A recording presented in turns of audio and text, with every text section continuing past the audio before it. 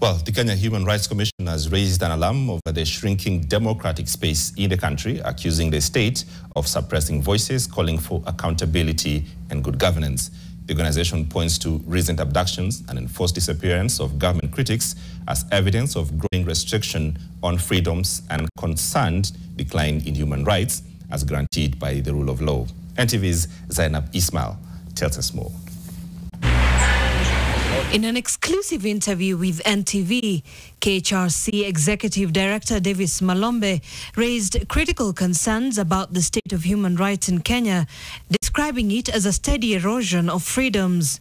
So basically we are going back to where we have come from, the era of dictatorship from the times of Moi, from the times of Kenyatta, and also from the colonial times. So it's quite unfortunate, especially given the kind of freedoms we have been given by the Constitution of Kenya.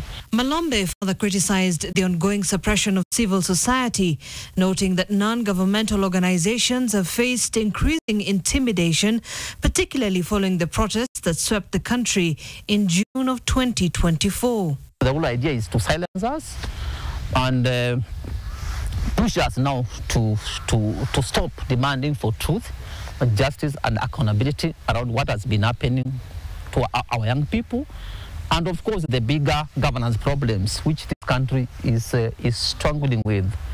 And of course, apart from that, there has also been those other tactics through community-based groups being denied registration and under the new law called Community Registration Act.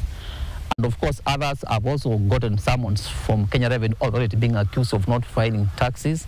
So this is basically what we call weaponization of state institutions.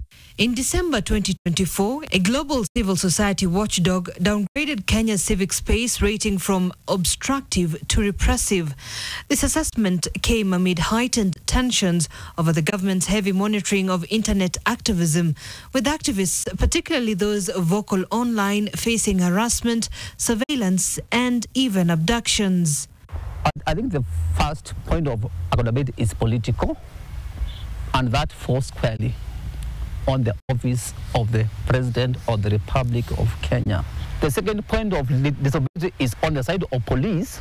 The behavior of the police is determined by the behavior of the executive in power.